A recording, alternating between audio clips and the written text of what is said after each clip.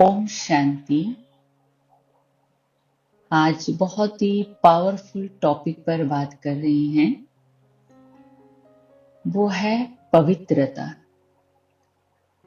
परमात्मा हम बच्चों को रोज समझाते हैं कि बच्चे तुम पवित्रता की रक्षा करो तो पवित्रता तुम्हारी रक्षा करे। पवित्रता अग्नि के समान प्रखर भी है तो फूलों के समान कोमल भी है।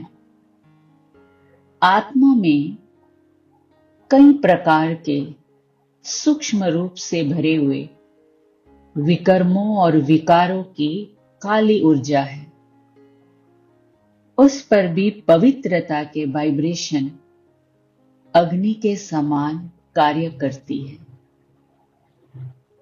बुरे या विकारी भाव से या नुकसान पहुंचाने के हिसाब से सामने आई हुई आत्माओं को अथवा भटकती हुई आत्माओं को यही पवित्रता की किरणें अग्नि के समान बासती है।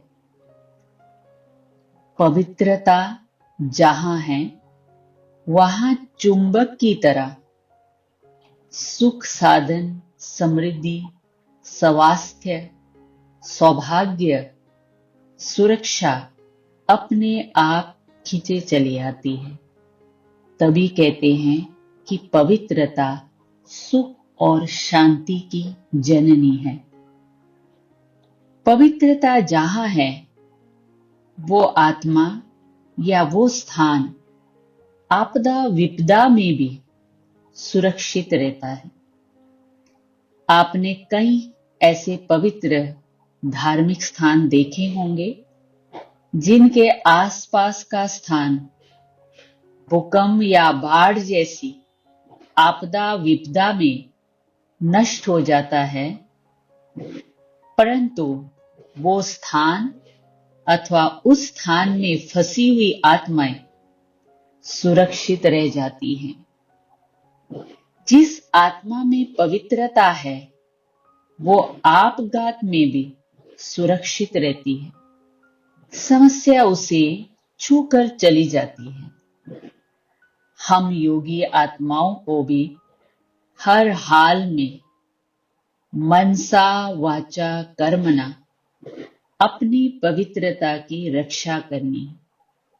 तब हम स्वयं भी सुरक्षित रह सकेंगे और अपने साथ अन्य आत्माओं को भी सुरक्षा दे पाएंगे। जैसे खंडित मूर्ति की पूजा नहीं होती है, अखंड मूर्ति की ही पूजा होती है, वैसे ही हम आत्माओं को पूजनीय आत्मा बनने के लिए अपनी पवित्रता को खंडित नहीं करना है।